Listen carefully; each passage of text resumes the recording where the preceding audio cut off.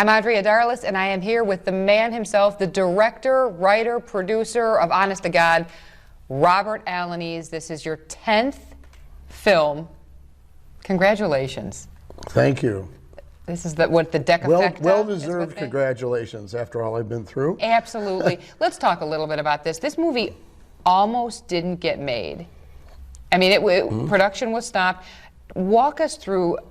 I mean, COVID, of course, was a showstopper for the entire world. But talk about how COVID almost forced this film not to get made, and just the tribulations that you had to go through in actually getting this done.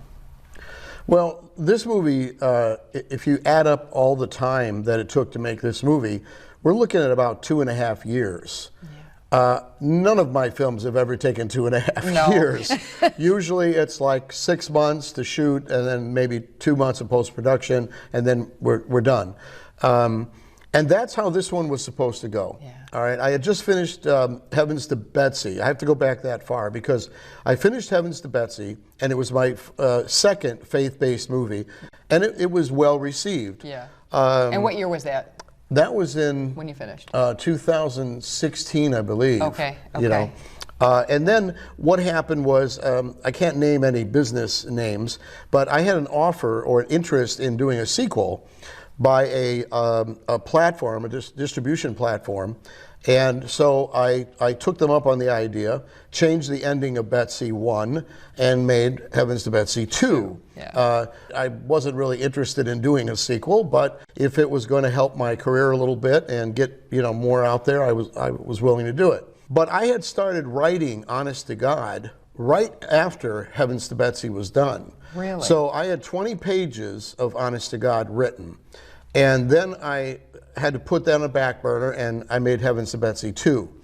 Then after Heavens to Betsy 2 was over, I thought, okay, well, now I can move forward with the movie I really wanted to do, which was Honest to God. Honest to God was more of a personal film to me because what had happened was in November of 2017, I had a lump in my throat. And it was pretty big right here. Okay. And now there's a scar. But there I had, I can't pronounce the thing I had, but it was when I went to the doctor, he wasn't exactly honest with me. Right. And he kind of just said, well, we're gonna have to do some tests and this and that and this and that. The minute I left the place, I thought, I'm going to die. This is cancer. This is got to be throat cancer. I thought of Roger Ebert and what he went through, and I'm having like this nightmare because the doctors never told me what I had. They just said, don't worry about it, come back. It's early. It's early. We'll run some tests. Yeah. So that was the inspiration for the movie because I went nuts. Yeah. I started, just doing crazy things, thinking about different religions and all this stuff. And if this sounds familiar, it's the story of Honest to God. And so that's what really started the script, right? Okay, so the Heavens to Betsy 2 was done. I decided to make the movie. And a good friend of mine who was also the executive producer, which was Ron Smith, who, if you do your research, Ron was a radio disc jockey in Chicago back in the 70s. Yep. And he knew Dick Biondi, and he knew a lot of the people from that time, John Records Landecker, and all of those guys. He became a big fan of my movies and started becoming a part of my movies. So I met with Enrique Vigia, who was a partial investor in Betsy 2. I knew that he was a Christian, and I knew that I wanted the movie to be have a real solid faith-based Christian feeling to it. Yeah. But I wanted to make it with nothing but Christians. That's how it all started. That was the original plan. Right. Was we're gonna make this movie, and everybody on board is going to put their egos aside, and we're doing this for God, and that's how we're doing it. So I was dead set on that being the goal. Then, much to our shock, after our very first meeting, when we just started getting things going, Ron dies of a massive heart attack. Oh, God. So I went to his wake, And who should show up but Becky O'Connell. I think we shared a moment together where I told her, you know, how depressed I was. The two of us, I don't know, all of a sudden the two of us started thinking, well, we've done things before, so why don't we just keep moving with it? And so Becky was kind of an inspiration to continue on. I had a guy already set for the lead. I had already casted Polly to play Becca. Yeah. And so we had auditions in March. In March, my second producer had a heart attack. Oh, God. He went in the hospital. Then on a day I'll never forget, April 11th, I had an emergency appendectomy and almost died. Oh my gosh. And it's like everything, it was like a snowball. It's a weird thing to say that. When I came out of surgery, the doctors all looked at me like, you're not supposed to be here, you know. It was a very, very serious infection I had. My appendix had burst like weeks prior, and I was walking around and didn't even know it. And I had sepsis. I should have been dead. I remember the nurse on the day that I left the hospital, because I talked about being a filmmaker, right? I was telling everybody, I make movies, I got this movie I want to do, you know. And I remember this nurse, as I'm leaving on that day, she says, well, looks like God wants you to finish that movie. Oh, and it was it was like a sign. It was so weird, you know. After that it all happened, you know, we decided we were going to go ahead and try to make this thing work. And I was pretty determined, but I had 8 weeks of recovery. We casted the movie, right, in March, so we started doing Zoom rehearsals. Then COVID got worse, and then the restrictions hit, and then you couldn't be in a room with 4 people or 3 people, and then it just got worse and worse, and I kept pushing the date for shooting back. And then finally, in July of 2020, I had pushed it back so far that I thought, well, this is not going to work, and especially when the guy who was going to play the lead said to me, he says, no, I can't do this. I'm sorry, but I can't, and it's, you know, we don't even know if this is ever going to happen. So I sent out an email to everybody saying, well, I hate to say it, but we can't do it. I don't think we're going to be able to do the film, and thank you, everybody, et cetera, et cetera. So then Polly offered for us to use her house to film the Addams Family's home. Even though I had canceled everything, she contacted me one time, and we're talking, and she says, you know, why don't you just come over to my house? Enrique and I had been talking about just getting some outdoor filming done. So we went and did the aerial shots that opened the movie with Peter Spiro, who had a drone. We shot all that footage, then we shot the outside of her house. And then Polly says, you know, I think Diana might be interested in shooting her part, because it was right down the street, the house we were going to use.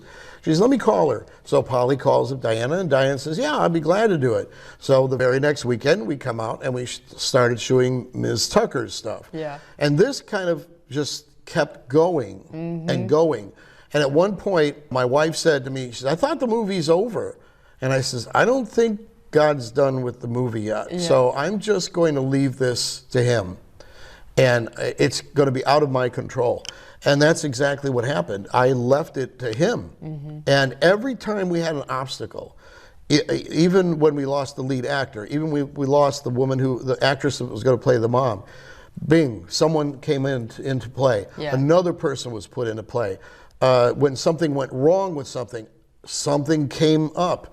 It was amazing, because God was not going to let this thing end. It's beautifully shot, it's beautifully edited, it's beautifully put together, you know, and now knowing the trials and tribulations and everything that you had to do to get this film, it gives it even more meaning to someone who's just watched it from the outside. But I just, the twists and the turns and the relatability, and I really meant that when I was asking all the different characters. I think there's something in each character that we as people can relate to, you know, whether it's sadness or grief or anger or, you know, sticking up for something even as passionate as a TV show, you know, so, and on different levels too.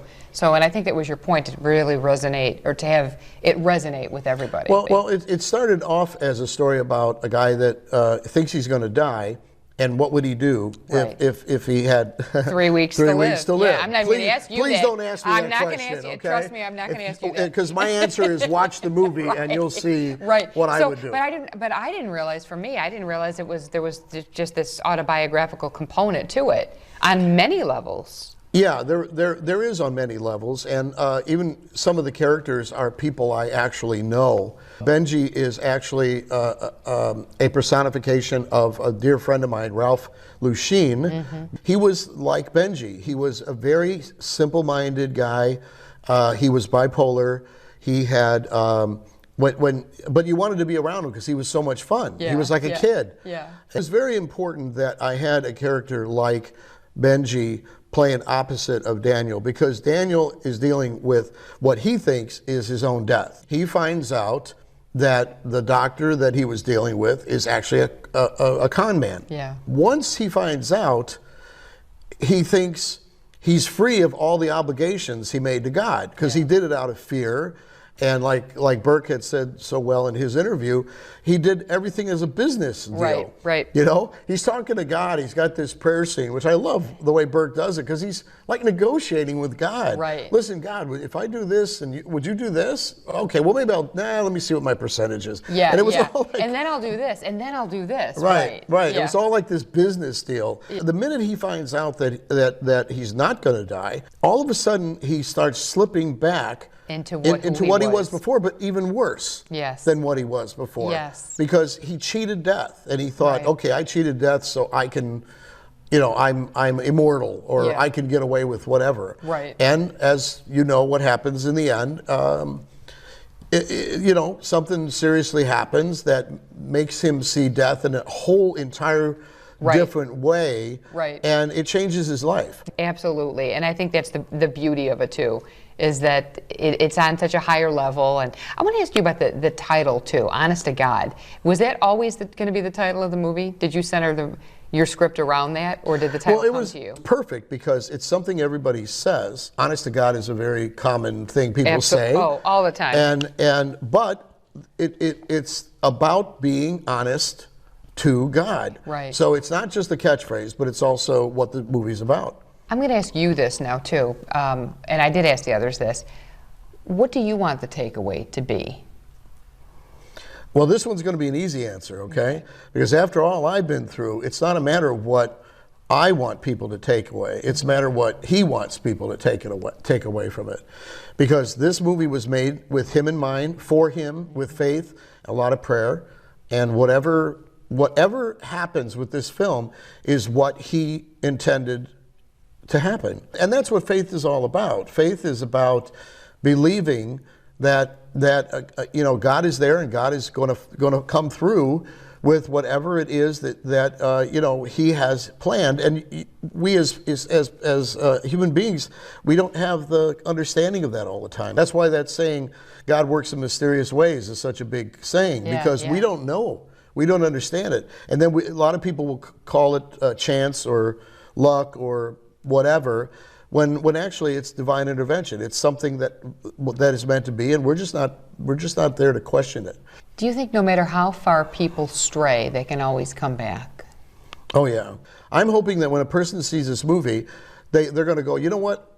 I'm not going to wait until I'm going to die to start thinking about God and about being honest with myself and the people around me. Absolutely. That would be cool if that actually happened and people walked out of the theater thinking, you know what, I'm going to kind of re-examine things, and I think that would be pretty cool. You should be extremely proud of this movie. It's a wonderful movie with an amazing message, a great cast, a great director, a great crew, and you should be very proud of it. You saw it, and I love it. You're like the first. I think you're really the first person to see it in its entirety. Who's seen it in its entirety, who hasn't worked on it. Although, that's a good segue into me asking you about your scene, because my film debut. Because, ladies and gentlemen, Andrea Darlas is in the film. I am in the film, so thank you for the opportunity. I had a blast filming this with you. I have a scene. I play a stretch here. I play the TV news anchor, alerting Daniel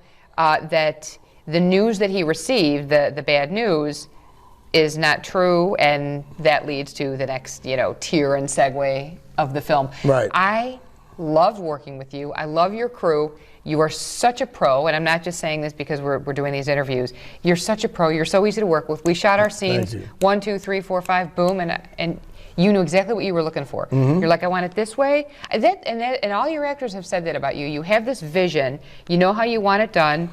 You'll reset. We'll shoot from a couple of different angles, and then you got it. And I said, are you sure? Are you sure? I'm sure. I got it. I got everything I needed. So you're a joy to work with. Robert Alaniz, thank you so much. Oh, thank you for being here. My pleasure. Go see Honest to God. It's awesome.